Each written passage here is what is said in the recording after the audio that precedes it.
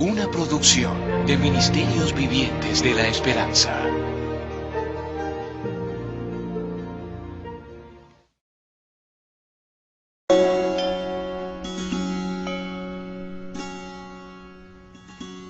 Brigham City es una pequeña ciudad del norte de Utah, donde hay un tabernáculo mormón y muchas casas de reunión de la Iglesia de Jesucristo de los Santos de los Últimos Días, también llamada de los Mormones.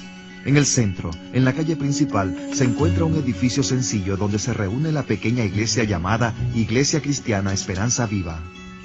Muchos de los cristianos que se reúnen en la Esperanza Viva fueron mormones, y cuando hablamos de mormones, nos referimos en muchos casos a los cónyuges, a los hijos, a los nietos, a los compañeros de trabajo y a la gente que conocemos de toda la vida, y por supuesto que los amamos y los queremos ayudar.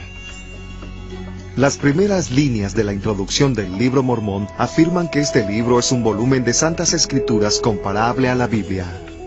¿Es el libro de Mormón comparable a la Biblia? Es una pregunta muy importante que los cristianos de la Iglesia Esperanza Viva nos teníamos que hacer. Scott y yo entrevistamos a una cantidad de arqueólogos, antropólogos, geógrafos y lingüistas en muchos sitios y de muy distintas ideas. En las entrevistas, les preguntamos lo mismo sobre la Biblia y el libro de Mormón. En total hicimos casi 40 entrevistas en los Estados Unidos y en 6 países del mundo. Lo que investigamos fue una simple pregunta. ¿Se puede comparar el libro de Mormón con la Biblia? Esta es la historia de lo que descubrimos.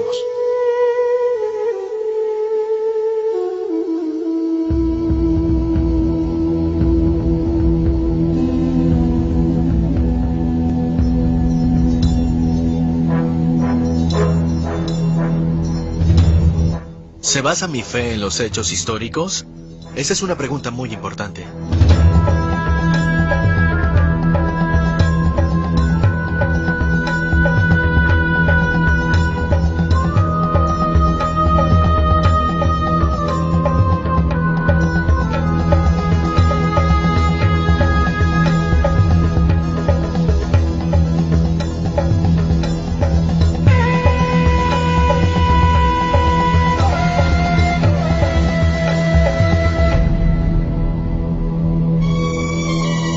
Quiero saber si es algo en lo que puedo creer.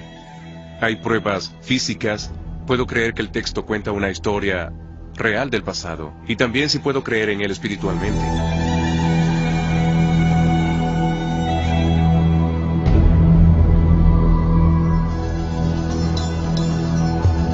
Yo crecí con la creencia de que el libro de Mormón era literalmente la palabra de Dios. Y que la Biblia estaba más bien corrompida, mientras que el libro de Mormón emanaba directamente de Dios. El libro de Mormón es la palabra de Dios, y es el libro más correcto. ¿Usted cree que es más correcto que la Biblia? Así es. La Biblia versus el libro de Mormón.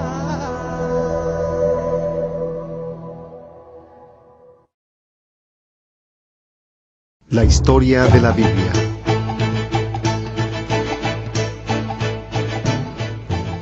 La mayor parte de los relatos de la Biblia ocurren en una estrecha franja que está entre el mar Mediterráneo y el río Jordán, y entre el mar de Galilea y el mar Muerto. Hacia el sur está Egipto y el mar Rojo. En esta tierra que originalmente se llamaba Canaán, es donde se establecieron los israelitas, el pueblo elegido de Dios. Uno de los primeros y más famosos de sus reyes fue David, quien fundó el reino de Israel.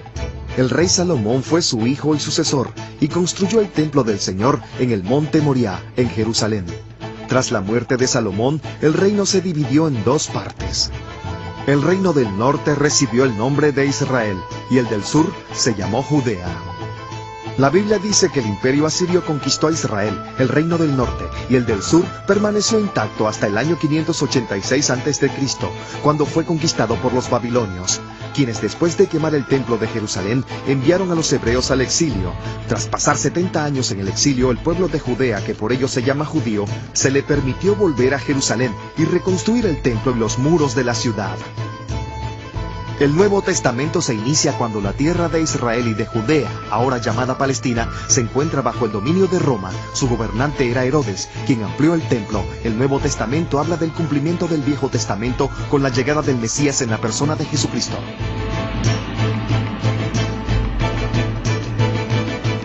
la historia del Libro de Mormón. Según el Libro de Mormón, un grupo de gente llamado los Jareditas migró hacia el Nuevo Mundo en un pasado remoto, después de la destrucción de la Torre de Babel. Varios siglos después, se destruyeron entre sí en una cruenta guerra civil, y se cuenta que 2 millones murieron en una batalla en una montaña que en el Libro de Mormón recibe el nombre de Monte Cumorah. Al extinguirse los Jareditas, una familia judía de Jerusalén migró al continente americano en el año 600 a.C. El padre de la familia se llamaba Lehi.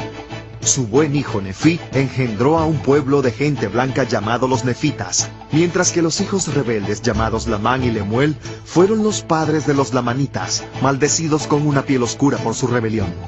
Los dos pueblos vivían en un conflicto casi constante entre sí. El evento culminante del Libro de Mormón ocurrió hacia el año 34 de la Era Común, cuando Jesús visitó a los Nefitas y a los Lamanitas que vivían en América después de su muerte y su resurrección. Este evento trajo varios siglos de paz entre los Nefitas y los Lamanitas. Sin embargo, esa paz no duró, y el monte Cumorah volvió a ser el escenario de una gran matanza. Los Lamanitas destruyeron totalmente a los Nefitas, excepto a un hombre llamado Moroni. 1400 años después, este se apareció en forma de ángel al joven Joseph Smith Jr. y le dijo que existía un libro escrito en unas tablas de oro, que era un recuento de los antiguos habitantes de este continente. Cuando Smith recibió las tablas en el monte Cumorah, afirmó que tradujo el antiguo recuento al inglés. El Libro de Mormón se publicó en Palmyra, Nueva York, en el año de 1830, y desde entonces Smith y todos los profetas apóstoles mormones que vivieron después han proclamado que es la historia verdadera y exacta de la antigua América. Este cuadro es una obra de arte muy conocida por los mormones e ilustra el principio mormón que afirma que si la Biblia es un recuento histórico del Viejo Mundo, el Libro Mormón es el recuento histórico de las Américas. ¿Son ambos históricos? Viajamos al norte del estado de Nueva York, donde se encuentra el monte Cumorah, que es crucial para los mormones. Es el sitio tradicional donde ocurrieron las grandes batallas de las que habla el Libro de Mormón, y lo posee la iglesia mormona. Ahí hay una estatua de Moroni y un centro de visitantes, y en el verano hacen un evento en el que se representa la historia del Libro de Mormón. De hecho, es el único lugar que esta iglesia reconoce como sitio histórico, antiguo y oficial. Como el Libro de Mormón se refiere a una estrecha franja de tierra, en general se supone que el escenario de dicho libro es Centroamérica. De hecho, las versiones previas del Libro de Mormón tienen imágenes de las ruinas mayas, lo que implica que hay una relación entre ellas y las civilizaciones del Libro de Mormón. Y del mismo modo, en las imágenes que se usan para ilustrar este libro, con frecuencia se ve la arquitectura maya y los temas mayas. Así que viajamos a Guatemala, a Honduras y al sur de México con un antropólogo mormón, el Dr. Tom Murphy, para ver si el recuerdo del Libro de Mormón coincide con la geografía y la arqueología del Nuevo Mundo. En Israel empezamos con las cosas más obvias, y una de las primeras preguntas fue si la geografía coincide con el relato bíblico.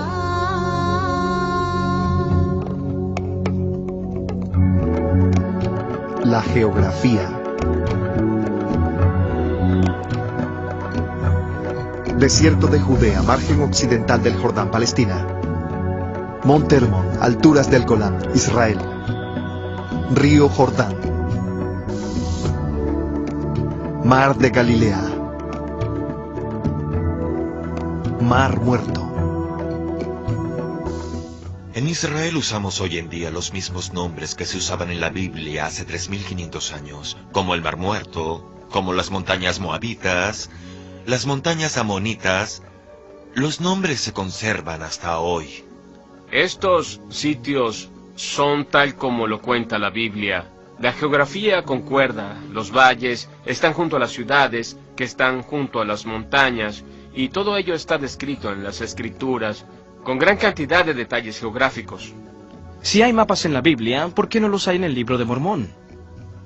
No hay mapa que muestre las tierras del Libro de Mormón, porque no las pueden ubicar en la tierra.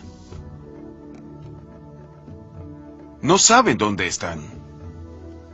¿Y qué hay de los mapas ilustrados que se ven en el Libro de Mormón? ¿Por qué no están de acuerdo entre sí? Y algo más importante aún, ¿por qué no corresponden a un sitio concreto de la Tierra? No puede haber geografía porque no hay una sede terrenal real para los eventos descritos en el libro. La gente no se pone de acuerdo porque cuando se trata de ubicar el lugar real, hay que distorsionar el lugar real o el texto en sí. La Iglesia de Jesucristo de los Santos de los Últimos Días no tiene posición oficial sobre la geografía del Libro Mormón. Y la razón es obvia, porque esos eventos no ocurrieron. Pueblos e imperios.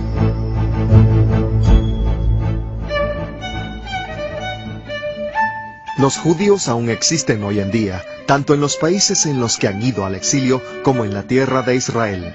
Y todas las civilizaciones en torno a Palestina han sido bien ubicadas por la arqueología y la historia.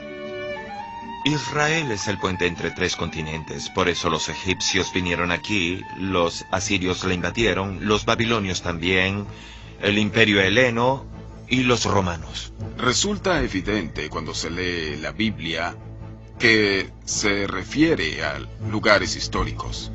¿Cómo se sabe que existió el Imperio Romano? Los romanos dejaron su huella por donde pasaron. Dejaron grandes carreteras, monedas y recuentos escritos. Los restos de los antiguos imperios de Grecia y de Roma, que están descritos en la Biblia, son muy visibles en todo el Viejo Mundo, y de igual modo, el Libro de Mormón describe la existencia de varios imperios en el Nuevo Mundo. Se habla de la civilización jaredita en el libro de Eter, a la cual prometen que se volverá la nación más grande del mundo. Y a pesar de eso, no se encuentran rastros de esa civilización. Las fechas que se ven al pie de página del Libro de Mormón indican que el imperio jaredita fue reemplazado por el imperio nefita poco después del año 600 a.C. En el Libro de Mormón está la gran civilización de los nefitas, que era un pueblo industrioso que construyó máquinas y vivía en grandes ciudades. Yo no he visto ninguna prueba que indique que los nefitas vivieron en América. Las civilizaciones que hubo en toda Centroamérica tuvieron un ascenso y llegaron a su clímax entre los años 600 y el 900, después de los eventos que se cuentan en el Libro de Mormón. Se dice que los lamanitas acabaron el imperio nefita en el año 400 de nuestra era. Y según dice el Libro de Mormón, de los 3 pueblos que existían, solo sobrevivieron los lamanitas, que se convirtieron en los principales antepasados de los indígenas americanos. Aquí en el monte de Cumorah se encuentra esta placa que nos describe como los lamanitas. Dice que los lamanitas son lo que queda de la casa de Israel. Se refiere a nosotros, escrito en el Libro de Mormón. No se ha encontrado ninguna evidencia de una cultura procedente del territorio de Israel, llamada lamanitas o nifitas. No hay ninguna evidencia. La Biblia también se refiere a varios pueblos que ya no existen hoy en día, como son los cananeos y los filisteos. Pero sí hay rastros arqueológicos de ellos. Se sabe mucho sobre la civilización cananea por las fuentes del antiguo Egipto y también por muchos restos arqueológicos que se excavaron en este país en los que se refleja la civilización cananea. ¿Arqueológicamente se ha demostrado que existieron los filisteos? Por supuesto, sí. Sin duda alguna, los filisteos tienen una cultura material muy propia de ellos y que se distingue de las otras culturas que vivieron aquí. Y surge la pregunta de cómo es posible que esos 3 enormes imperios que se dice florecieron en América por varios siglos no dejaron ningún rastro arqueológico. ¿Es posible que haya existido un imperio en el continente americano sin dejar ningún rastro arqueológico? No, no es posible. No, es imposible. Se sabe que la arqueología no miente. Si existió un pueblo en cierto lugar, tuvo que dejar tras él muchos objetos. No existe una situación así en la que un imperio haya sido destruido sin dejar ningún tipo de rastro. Todos dejan sus tumbas o los restos de sus casas o sus templos. Dejan lo que fundaron y dejan lo que destruyeron.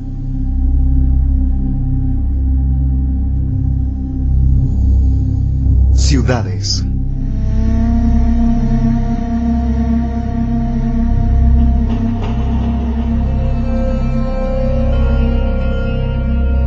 Los asentamientos permanentes, todos ellos son bien conocidos por los eruditos y científicos de Israel hoy en día. Son ciudades como Hazor y Megido y Jerusalén y Shilo y Arad y Beersheba y Jericó.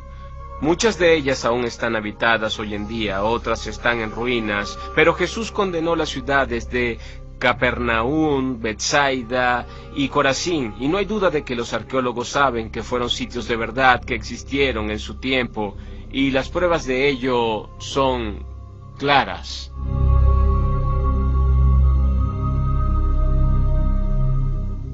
Porque durante miles y miles de años, la gente local ha pasado estos nombres de generación en generación.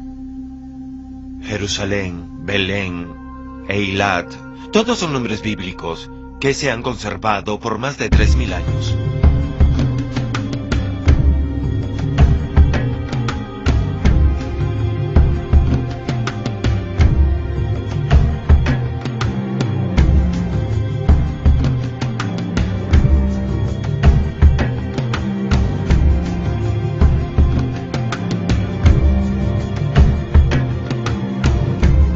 Las ciudades fortificadas de las que habla el Libro de Mormón tienen nombres como el de Nefí, Manti, Serahemla, Sidón, Gershon y Abundancia, para nombrar unas pocas de las más de 30 grandes ciudades que se mencionan en dicho libro. Debido al desarrollo de la epigrafía, hoy en día podemos leer los nombres antiguos de la mayoría de esos sitios. ¿Ha oído hablar de la ciudad de Serahemla? No. ¿O Nefí? No. Un amigo me preguntó que qué prueba me hacía falta para convencerme de que el Libro de Mormón era un documento antiguo. Y yo le respondí que sería bueno que al menos se hallaran ciudades que de algún modo se parezcan a las que salen en el libro. No hay ninguna evidencia de que existió Serahemla, que es una de las ciudades que se mencionan en el Libro de Mormón. Aquí estamos en la ciudad de Palenque y todas las edificaciones que se ven en el fondo se hicieron varios siglos después de los eventos que se cuentan en el Libro de Mormón. Así que de ningún modo puede ser una ciudad nefita. Si hubiese existido una gran ciudad, ¿es posible que no quede ningún rastro arqueológico de ella? No, es imposible. En una ciudad como Tiberíades hay una gran cantidad de evidencias de la arquitectura, de los pisos, de toda clase de objetos, monedas y una gran cantidad de cosas. ¿Puede ser que conquistaron una ciudad y no quedó ninguna prueba? Ni hablar. No es posible. Hace años tuve una conversación con un amigo cristiano, y una de las cosas que me dijo es que si uno quería ir a Jerusalén, era algo fácil de hacer hoy en día, o uno podía ir a Belén y ver los sitios en los que ocurrieron los hechos que se cuentan en el Nuevo Testamento. Pero que nadie sabe nada o ha estado en Serahemla, o en Abundancia, o en la ciudad de Nefi, y es muy dudoso que esos sitios hayan existido. Y en mis clases de antropología aprendí que mi amigo cristiano tiene razón, y el Libro de Mormón se equivoca.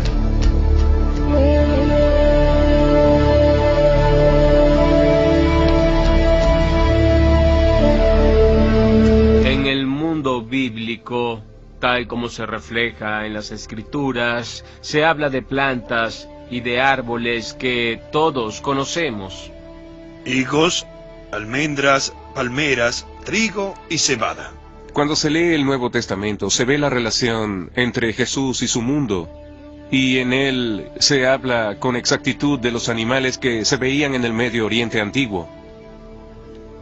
Los animales que salen en la Biblia aún existen hoy en día, aunque es cierto que algunos ya no existen en la zona como es el caso de los leones, pero los exploradores de hace unos siglos hablaban de ellos. No hay duda de que aunque no existan hoy, sí existían en la antigüedad.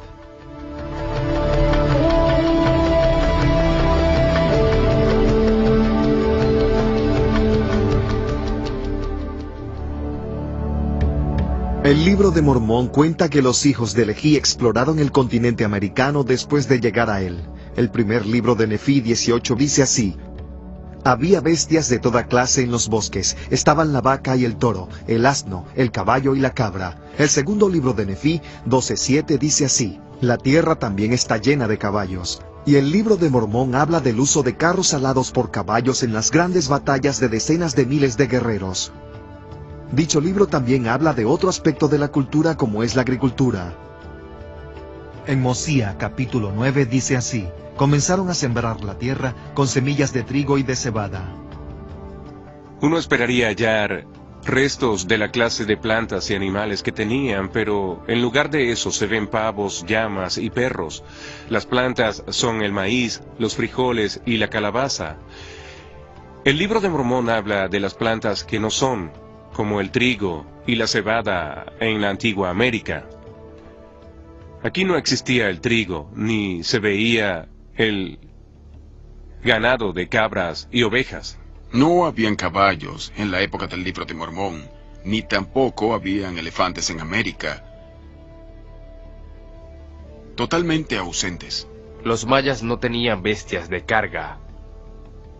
No tenían caballos, por ejemplo. La primera vez que se vio un caballo en esta zona fue cuando un hombre blanco vino al galope desde Albany hasta aquí en 1677. Y las historias sobre hombres a caballo en las batallas no pudieron ocurrir en América.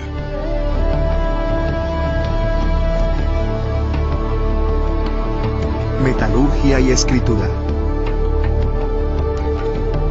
El libro dice que los nefitas y los jareditas procesaban el mineral en bruto y trabajaban con gran cantidad de metales. El primer libro de Nefí 18:25 dice que la familia de Leví halló muchas clases de metal en bruto, como el oro, la plata y el cobre. Aquí no se usaban los metales como el oro o el cobre, en términos metalúrgicos, tal como se dice en el libro de Mormón, que hace referencia a los fuelles y otras herramientas de la metalurgia. El libro de Mormón concretamente afirma que existía el acero en el Nuevo Mundo. Es muy fácil hallar los sitios donde se fundía el acero, aunque no se encuentran los objetos de acero, y no se ha hallado uno solo de esos sitios que permita afirmar que se fundía el acero. Y lo que es más asombroso sobre los mayas es el hecho de que no usaban los metales. La falta de herramientas de metal en América es algo que pone en un serio problema al libro de Mormón, que afirma que tanto los jareditas como los nefitas tenían armaduras de metal y armas para la guerra, tenían monedas de metal y que tenían placas de metal en las que escribían. El principio del capítulo 19 del primer libro de Nefí dice que Nefí hizo placas de metal para grabar la historia de su pueblo. En el Amán 3:15 se afirma que hay muchos libros y escritos de toda clase que han sido conservados, sobre todo por los nefitas. Una de las cosas que se dice de los nefitas es que era un pueblo que conocía la escritura, pero un pueblo con escritura deja registros, y si ese pueblo no dejó un registro escrito, yo creo que no existió. Y otros registros y recuentos dicen que había cientos y miles de placas y documentos escritos. La idea de que pudo existir un imperio que duró 1000 años, que de hecho sabía escribir, que no dejó ningún rastro histórico de nada, no puede ser posible. ¿Hay alguna prueba de que los antiguos americanos, entre el 600 a.C. y el 400 después de Cristo, escribieran en placas de metal? No. Se han hallado antiguos escritos de todos los imperios que rodeaban al reino de Israel, aunque no tan abundantes como los manuscritos bíblicos que fueron escritos por los mismos israelitas. La parte más antigua de la Biblia que ha sido conservada por la arqueología es un breve fragmento, capítulo 6 de Deuteronomio, versículos 24 a 26, descubierto por Gabriel Barkay. En una excavación que yo dirigí aquí en Jerusalén, se hallaron 2 pequeños rollos de plata que están escritas en hebreo antiguo y tienen los versículos bíblicos más antiguos que se conocen y que son de este mismo período, el siglo VII antes de Cristo.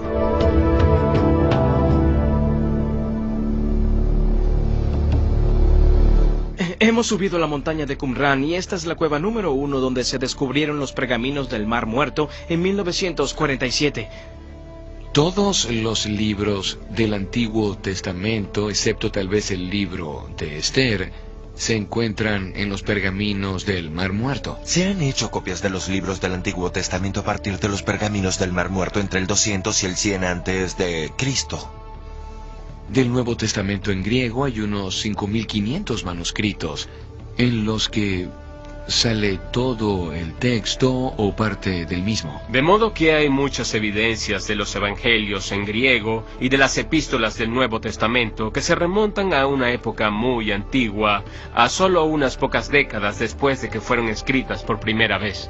Y en contraste, no hay ninguna copia antigua del Libro de Mormón. Hay pruebas manuscritas de hace casi 2000 años del Nuevo Testamento y de hace más de 2000 años del Antiguo. Pero el Libro del Mormón no tiene ninguna evidencia manuscrita. Ninguna. Del Libro de Mormón no hay ninguna prueba documental. No hay ningún texto que sea anterior a 1930. Entre los eventos que cuenta el Libro de Mormón, que se supone terminaron en el año 400 de la Era Común, y el libro en sí, hay 1400 años antes de hallar ese primer documento. Lo que eso me sugiere a mí es que ese libro es una invención del siglo XIX. Pues, ¿dónde están los documentos? ¿Dónde está la historia, que es muy amplia y abundante en el caso de la Biblia? ¿Por qué no se hallan los rastros antiguos? Si en el caso del Libro de Mormón existieran las pruebas de documentos antiguos como los hay en el caso de la Biblia, ¿habría perdido la fe en ese libro?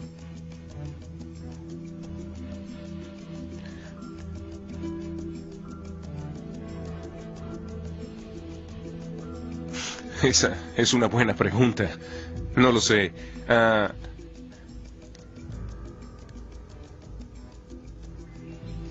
Me habría ayudado saber que el Libro de Mormón tiene documentos y objetos antiguos que apoyaran lo que dice, pues en ese caso se podría hacer referencia a los documentos históricos. El Libro de Mormón afirma, en Mormón 9, versículo 32, que el idioma que usaban en América los nefitas se llamaba egipcio reformado. El Libro de Mormón dice que escribían en egipcio reformado. ¿Acaso un hebreo del año 600 a.C. sabía escribir en el egipcio antiguo reformado? ¿Qué es el egipcio antiguo reformado? Todos los lingüistas afirman que nunca habían oído hablar del egipcio reformado, a menos que sean mormones. Y la razón por la que los más serios lingüistas no saben nada de eso es porque se trata de un idioma ficticio. No existió nunca. ¿Hay alguna prueba de que los antiguos habitantes del Nuevo Mundo escribían en hebreo o en egipcio? Categóricamente no. No hay ninguna evidencia, no hay ningún rasgo hebreo, no existe en el dato iconográfico del glifo, no existe ni por la mínima, ni la remota idea de una escritura hebrea. La afirmación de que el Libro de Mormón fue escrito en hebreo por esa comunidad que emigró y que todo eso se escribió en placas de metal o de oro es algo imposible a fin de cuentas.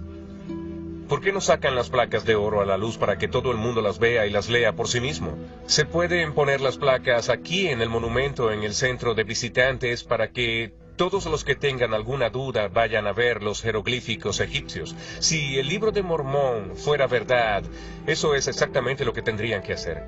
Pues los textos antiguos de la Biblia, como en el caso de los pergaminos del Mar Muerto, se encuentran en un museo donde están exhibidos y expuestos para que todo el mundo los vea. Si el libro de Mormón es auténtico como ellos dicen, podrían hacer lo mismo.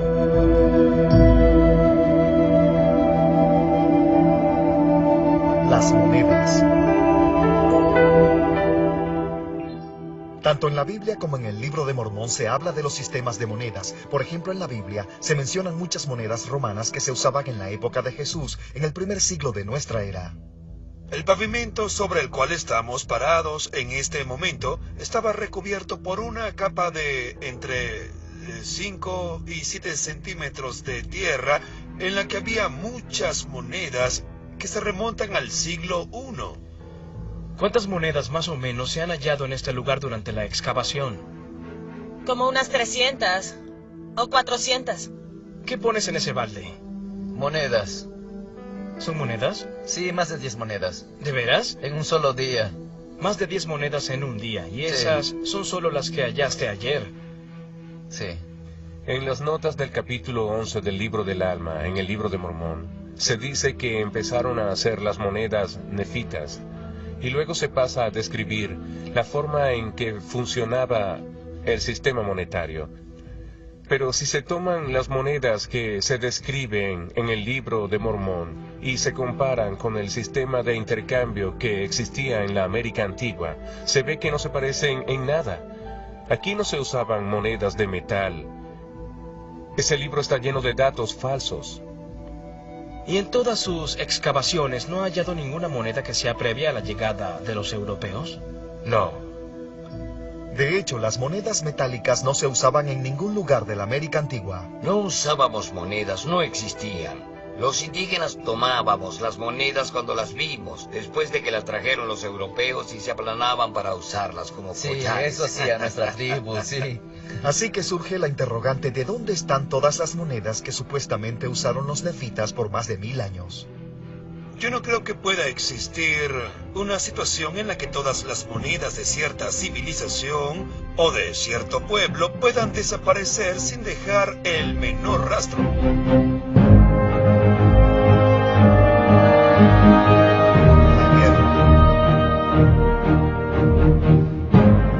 La Biblia hace referencia a numerosas batallas y guerras a lo largo de toda la historia de los israelitas. ¿Se han hallado puntas de lanza y cosas por el estilo?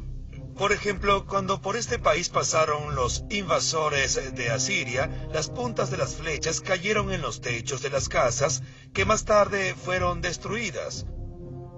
Por eso se encuentra primero la capa de las puntas de las flechas y luego la capa de los pisos. Sobre el periodo bíblico están las evidencias de las puntas de las flechas que usaron los babilonios y de la gente local y de las que usaban los asirios.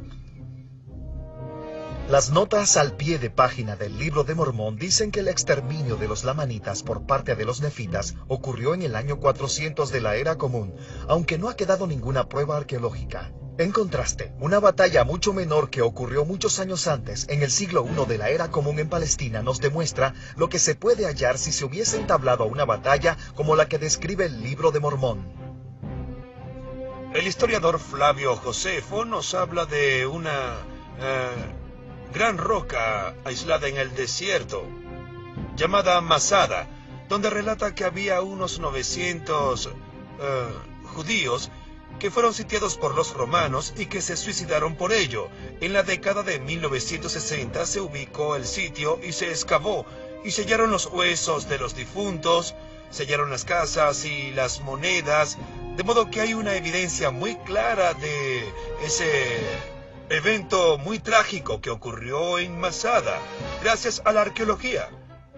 No hay civilización que se pueda destruir de forma tal que no quede ningún resto de ella.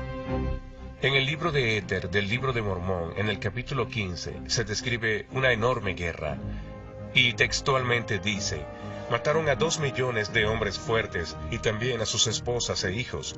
¿Dónde están las espadas de acero que mataron a esos millones?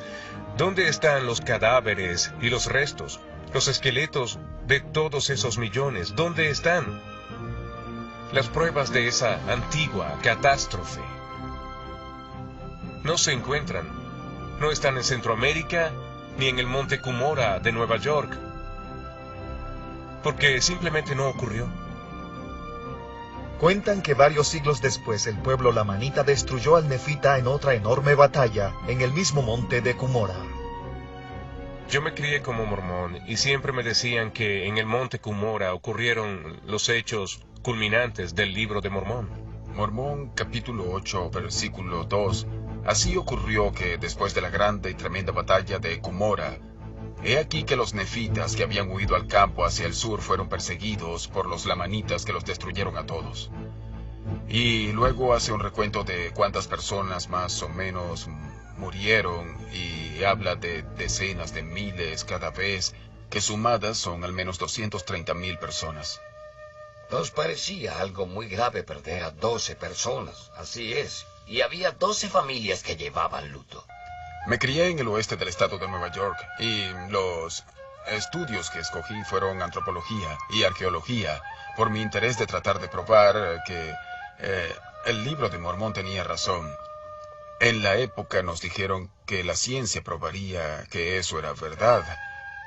Hice trabajos arqueológicos en el área de Palmyra.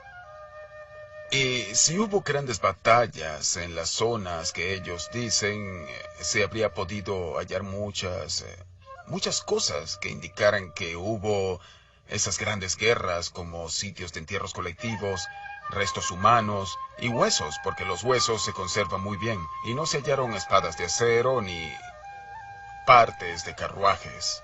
Cuando aquí se habla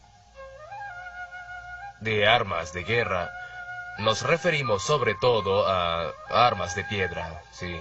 Habían armas cortopunzantes, pero de obsidiana y de pedernal, pero nada armas de metales de ninguna naturaleza. Cuando en Israel se encuentra un sitio bíblico, se empieza a cavar. ¿Por qué la iglesia mormona no excava en el monte Cumorah? Pasarían una gran vergüenza al excavar y no hallar ni una sola cosa.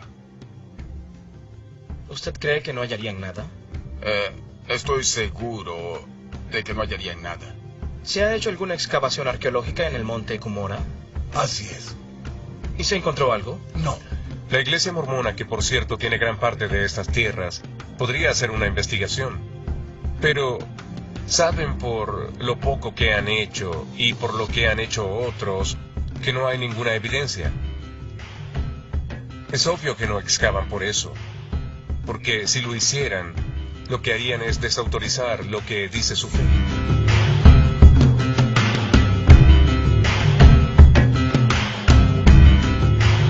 Templos. Estamos aquí en el muro occidental del Monte del Templo, o el Muro de los Lamentos, como a veces lo llaman. El muro en sí tiene una antigüedad de 2020 años. Este muro fue construido por Herodes el Grande y fue destruido por Tito en el año 70 de la Era Común, cuando los romanos incendiaron el segundo templo. Esa fue una de las grandes tragedias de Jerusalén, que creo que se simboliza por este montón de piedras que se ve aquí. Estas piedras ilustran las palabras del Evangelio, cuando Jesús dice, vean las magníficas piedras del muro del templo, pues no quedará ni una encima de la otra. Y en estas ruinas se ve la ilustración más clara que puede haber de las palabras de Jesús. En el segundo libro de Nefí 5:16 del libro de Mormón se dice que Nefí y su familia construyeron un templo igual al de Salomón cuando llegaron a América. Aquí dice que Nefí, otro hijo de Lehi, construyó un templo y lo hizo con la misma forma del templo de Salomón. Digamos que eso es cierto y que en la antigüedad se hizo ese templo. ¿En América? En América. Cualquier persona que estudia la Biblia comprende lo crucial que es la oración aquí en Jerusalén, en el monte del templo. La idea de que existiera un templo hebreo en otro sitio que no sea el monte Moria es totalmente imposible. A los judíos no se les permite construir un gran templo en ninguna parte del mundo más que aquí. El libro de Mormón identifica claramente a Leví como el hijo de José. Y en el libro de Nefí capítulo 5, Leví nombra a sus 2 hijos como sacerdotes del templo que ellos construyeron. Los sacerdotes que ofician en el Santo Templo deben ser descendientes de Aarón, descendientes lineales de Aarón. El libro de Mormón plantea un problema, pues nombrar sacerdotes que no sean descendientes de Aarón o de Leví está prohibido en el Antiguo Testamento, y sin embargo, el libro de Mormón dice que se atiene a las leyes del Antiguo Testamento.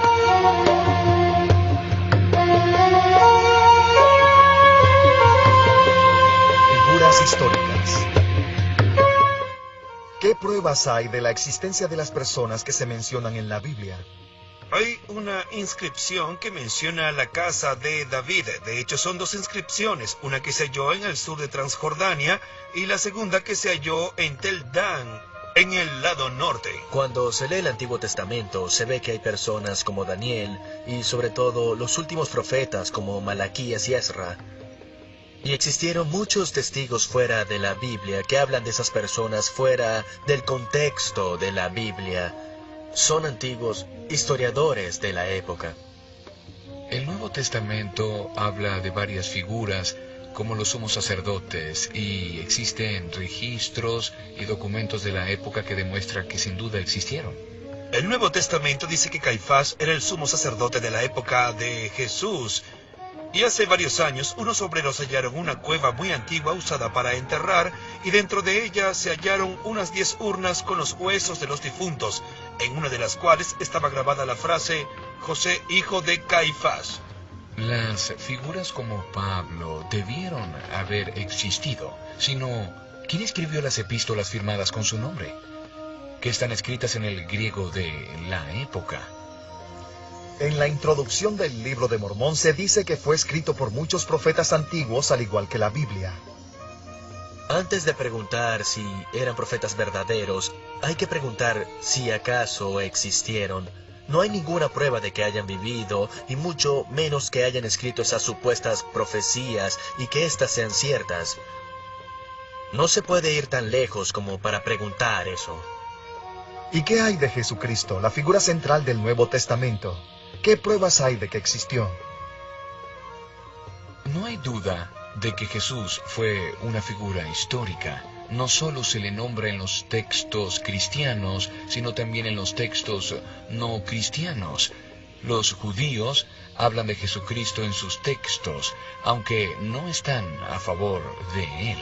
Si se ve el testimonio de Josefo, primero dice que Jesús era el Mesías, que Jesús vivió como maestro, que murió bajo Pilatos y que resucitó.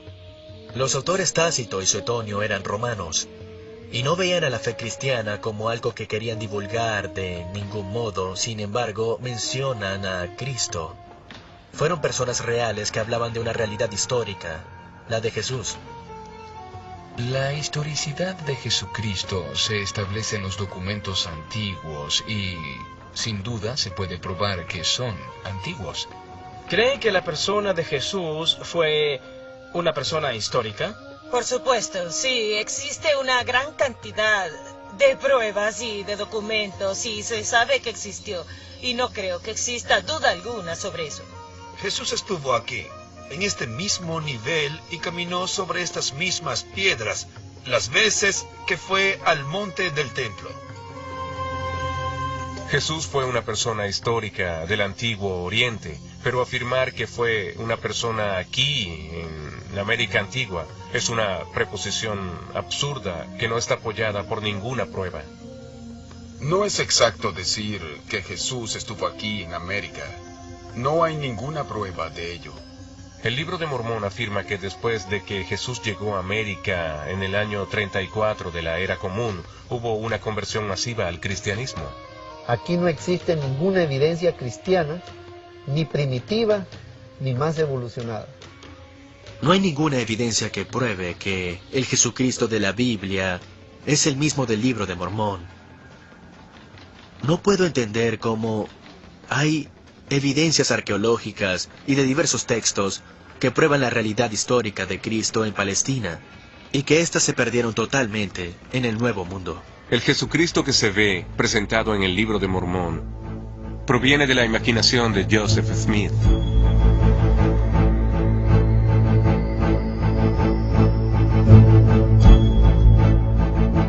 Sopesando las pruebas. La Biblia es una fuente muy importante que revela muchos hechos históricos. Se pueden demostrar con la arqueología los hechos que narra la Biblia. Si se consulta al Instituto Smithsoniano sobre el uso de la Biblia para la investigación arqueológica, va a responder algo en lo que todos los antropólogos de hoy están de acuerdo. O sea que muchos de los libros de la Biblia han sido usados como guía en la investigación arqueológica. Pero por su parte, el Libro de Mormón nunca se ha usado en este instituto como guía para una investigación histórica o arqueológica. El problema con el Libro de Mormón es tan sistémico que creo que, por más investigación arqueológica que se haga aquí, la conclusión va a ser que lo que dice ese libro no pudo ocurrir en la América antigua. No tiene ningún sentido ese Libro de Mormón. Y con todo respeto, creo que no tiene nada que ver con la cultura del año 600 antes de Cristo, y yo soy un experto en ese período. Solo puedo responder con toda franqueza que el Libro de Mormón no tiene ninguna autoridad, conocimientos ni integridad de ningún tipo. Joseph Smith inventó una historia y se la presentó al mundo como la palabra de Dios. Eso es algo arrogante, muy arrogante. Como antropólogo, si doy un paso atrás para contemplar todo el panorama, si no se pueden hallar los sitios de los que habla el libro, si no se puede identificar a la gente de la que habla, y si no se encuentran la clase de objetos materiales de los que habla, veo que hay un gran problema. Si solo fuera una cosa, uno diría, bueno, eso no se pudo encontrar. Pero cuando no se encuentra absolutamente nada, la oportunidad de que el Libro de Mormón sea verdad es nula. Todos los hechos del Libro de Mormón están equivocados. Se equivoca al hablar de las plantas, de los animales, de la tecnología, del supuesto idioma y también de la cultura. El Libro de Mormón es una ficción religiosa del siglo XIX.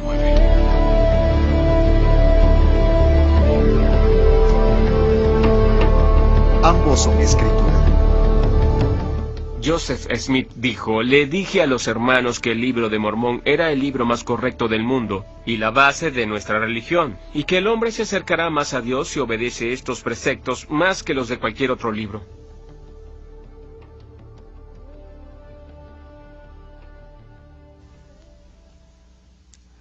El Libro de Mormón está lleno de errores. Errores sobre los hechos. Cuando, por ejemplo, dice que Jesús nació en Jerusalén y no en Belén. Y he aquí que él nacerá de María en Jerusalén. Para mí, que he vivido toda la vida en Belén, esto es realmente muy extraño. Jesús nació en Belén y no en Jerusalén. Si el Libro de Mormón es el más correcto del mundo, pues hay una gran cantidad de libros llenos de mentiras. Esta es la verdadera historia de la gente a la que preparó el Señor para la llegada de Jesucristo el Salvador. ¿Quién se presentó a ellos en América? Si esa gente no existía, no hay pruebas. Está claro que Jesucristo no pudo venir a América, y el Libro de Mormón de ningún modo puede ser otro testimonio sobre Jesucristo. Ellos afirman que el Libro de Mormón es la historia de la gente del continente americano. Pero si eso no es cierto, el libro de Mormón tampoco es cierto y no se puede considerar como escritura cristiana. Yo tengo mucha más fe en el Antiguo y el Nuevo Testamento como santas escrituras.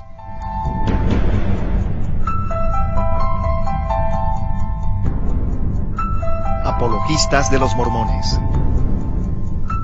Thomas Stuart Ferguson tuvo un gran papel en la creación de la Fundación Arqueológica del Nuevo Mundo y del Departamento de Antropología de la Universidad de Brigham Young. Se han gastado millones de dólares en buscar pruebas que confirmen el libro de Mormón. Ferguson fue uno de los principales promotores de todas las investigaciones hechas en Centroamérica y no pudo hallar nada. Ferguson hizo muchos esfuerzos y esperaba algo que nunca ocurrió. Esperaba tener pruebas físicas y documentales de lo que afirma el libro de Mormón, pero todo lo que halló fueron contradicciones. A diferencia de sus colegas de la Universidad de Brigham Young, Thomas Stuart Ferguson tuvo el valor de decir la verdad sobre ese libro. Pues sí, lo que hacen los apologistas es tratar de ayudar a la gente a evitar que pierdan la fe, y para ello usan todos los medios posibles. El libro de Mormón tiene sentido y es una historia posible. Toda la historia parece correcta y tiene sentido. Todo lo que ahí se cuenta, a excepción de los eventos religiosos como los milagros, la visitación y esas cosas, son muy plausibles para un historiador secular. Dan Peterson miente. El problema más grande del libro de Mormón es la historia secular, pues toda está equivocada. Ese mito ha sido desautorizado una y otra vez por los arqueólogos e historiadores por motivos seculares y no religiosos. Lo único que quieren hacer los apologistas es probarlo. Probar que el libro de Mormón es verdad. De modo que salen con unas ideas locas que no pueden ser aprobadas por ningún antropólogo o arqueólogo serio. Por ejemplo, los caballos. Ellos dicen que tal vez de lo que se trataba era de tapires o venados. Pero, ¿cómo se puede ir a la batalla montado en algo que es un poco más grande que un perro? Es un disparate. Pero ellos usan esos argumentos sin base alguna para probar de algún modo que el libro de Mormón es verdad. El tiempo no me permite discutir cada uno de sus argumentos, pero si uno los ve con cuidado, si el argumento se llevara ante la comunidad científica, sin duda alguna se morirían de risa.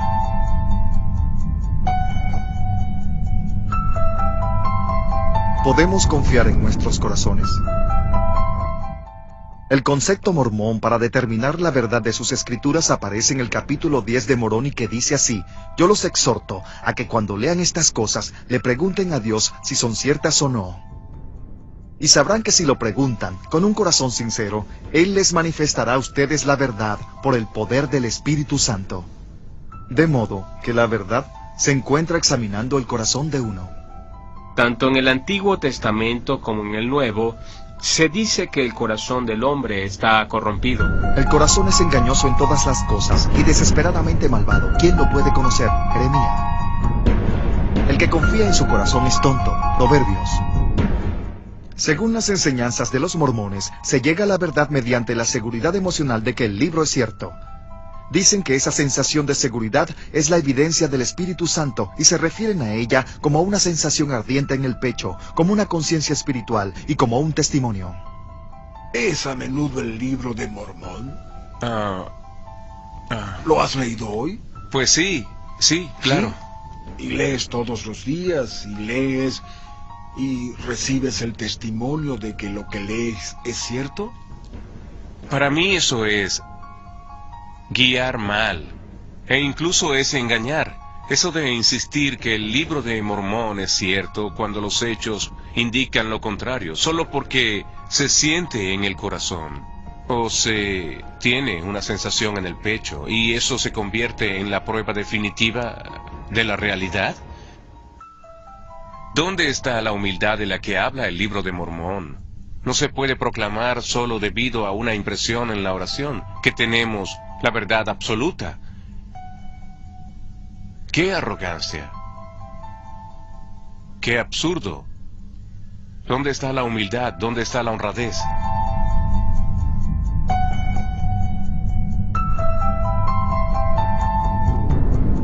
¿Están ambos en conflicto? Debemos hacernos una pregunta. Si la identidad de Dios, de Jesús y la naturaleza del Evangelio de la Salvación difieren entre las Escrituras mormonas y la Biblia. Gordon B. Hinckley, presidente y profeta de los mormones, dice lo siguiente. Como iglesia tenemos críticos y son muchos. Ellos dicen que no creemos en el Cristo tradicional de la cristiandad. Hay una cierta verdad en lo que dicen, pues nuestra fe y nuestro conocimiento no se basa en la antigua tradición. Nuestra fe y conocimiento nos viene del testimonio de un profeta sobre un designio divino. El profeta de la iglesia mormona, Gordon Hinckley, afirma que él no cree en el Cristo cristiano, sino en el Cristo que enseñó José Smith. Pero ellos se enojan mucho cuando se les sugiere que es un Jesús distinto. Pues les tienes que citar a Hinckley y decir, esto es lo que afirma vuestro profeta. Puede que aún se enojen, pero no pueden discutir con uno si su profeta declara ese hecho. Pueden enojarse todo lo que quieran, pero no lo pueden discutir. El hecho es que los mormones no creen en el mismo Cristo. Pablo dijo que si alguien viene con cualquier otro evangelio, hay que rechazarlo. ¿Y a qué evangelio se refiere? Pues al que sale en el Nuevo Testamento. Y si uno acepta como ciertos los escritos de Pablo, se tiene que preguntar, ¿cómo se puede aceptar un evangelio distinto? ¿Cómo puede uno aceptar a un Cristo distinto? En todo el Nuevo Testamento se afirma muy claramente que es la fe en Jesús lo que nos lleva a la salvación y solo en Él. Tomar otro libro de Escrituras con una imagen distinta de Dios que la que dan los Evangelios es algo muy serio y muy grave. El libro de Mormón aleja a la gente del verdadero Evangelio de Cristo. Hoy se ve una gran presión en esa iglesia para parecer más cristiana, y creo que la motivación que hay detrás de eso son los conversos. Si la iglesia mormona parece ser una organización cristiana y junto a eso tiene una moral muy alta y promueve mucho la vida en familia y ayudarse entre sí y cosas como esas, es más fácil convertir a los demás a su religión. Pero a pesar de que la iglesia mormona nos quiere hacer creer que son una organización muy pura, la verdad es que no lo son. Se suele decir que la gente de un credo no es perfecta, pero que la iglesia sí. Pero si esa iglesia se basa en mentiras, como es el caso del Libro de Mormón, no tiene ninguna base.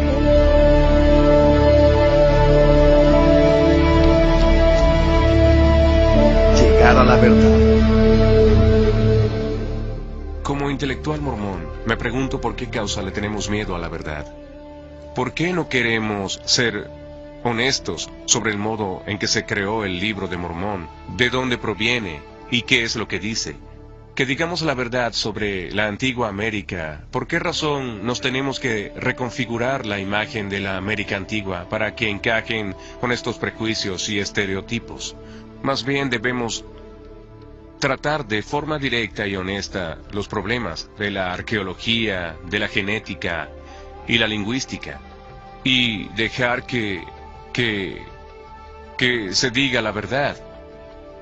¿A qué le tememos? ¿Tenemos fe en Joseph Smith o en Jesucristo?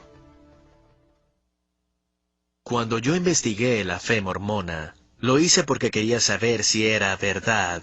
Si en verdad era la revelación de Dios a Joseph Smith, yo quería saberlo. Y le dediqué mi tiempo. Leí el Libro de Mormón, fui a la iglesia, asistí a las clases en el instituto de ellos, hice todo lo que había que hacer para saber más sobre la fe mormona. Y lo que encontré fue que cada vez me alejaba más de una relación personal con Jesucristo. Para mí, una pregunta muy importante es saber si mi fe se basa en un hecho histórico.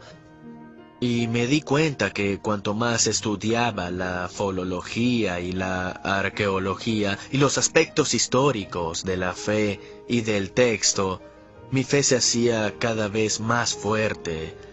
Lo que dice la Biblia es suficiente para la salvación. Y no hay que tenerle miedo a tratar de aprender más. Pues, por ejemplo, en mi caso, cuanto más aprendo, más me acerco a Jesucristo.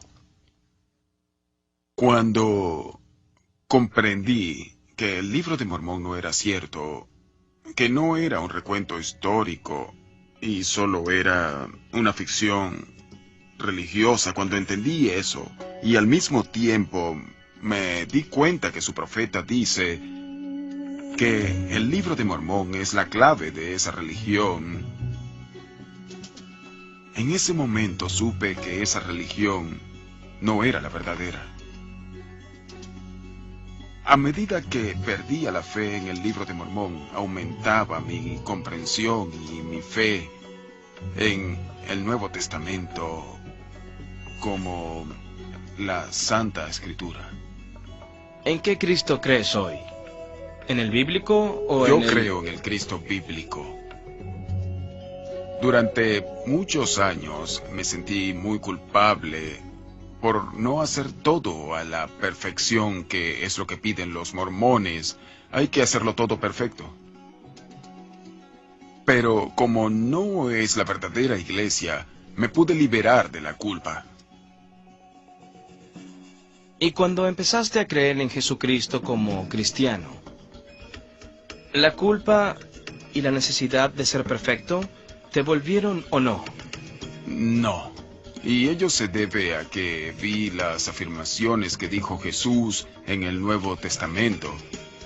Y ahí se nos enseña que lo único que hace falta para llegar al cielo es el sacrificio que hizo Jesús y la fe. No la culpa. ¿Qué harás si te excomulgan? Si me excomulgan de la iglesia mormona, podré cerrar ese capítulo. Porque así podré decir que terminé con eso y dejar todo eso atrás. En Mateo 7:13 Jesús dice así: amplia es la puerta y ancho es el camino que lleva a la destrucción, y muchos se adentran en él. En Juan 14:6 Jesús dice sobre sí mismo: yo soy el camino, la verdad y la vida. Nadie llega al Padre más que a través de mí. El apóstol mormón Orson Pratt dijo sobre el libro de Mormón: si es falso, es una de las imposiciones más astutas, malvadas, profundas y falsas que se han fraguado contra el mundo. Está calculado para engañar y arruinar a millones que sinceramente lo reciben como la palabra de Dios y que suponen que están aferrados con seguridad a la roca de la verdad, hasta que ellos y sus familias son arrojados a una desesperación sin esperanza. Hicimos este proyecto como una obra de amor y de amor hacia los mormones. Invertimos mucho tiempo, esfuerzos y recursos en el proyecto porque queremos que los mormones establezcan una relación con el verdadero Jesucristo, el Jesús de la Biblia. Se ha demostrado que la Biblia es un recuento histórico auténtico y así podemos pasar a hacer la siguiente pregunta: ¿son las Santas Escrituras? Bien, eso es cuestión de fe, pero una fe que está basada en la historia real, no una fe ciega. Jesucristo fue una persona histórica que dijo una verdad radical, y él advierte: se levantarán falsos cristos y falsos profetas con el fin de engañar. Hemos presentado pruebas que muestran de forma clara y tajante que el Cristo y los profetas del libro de Mormón son falsos y que el Jesús y la historia que de él se cuenta en la Biblia es un recuento histórico exacto. Piensen en lo definitiva que es la afirmación que sale en Juan 3:16 cuando dice: pues Dios amaba tanto al mundo que le dio a su único Hijo, para que todo aquel que crea en Él no perezca, sino que tenga la vida eterna. La última pregunta que les hacemos es si ustedes creen en Él. Prueben todas las cosas y aférrense a lo que es bueno. Tesalonicenses 5:21.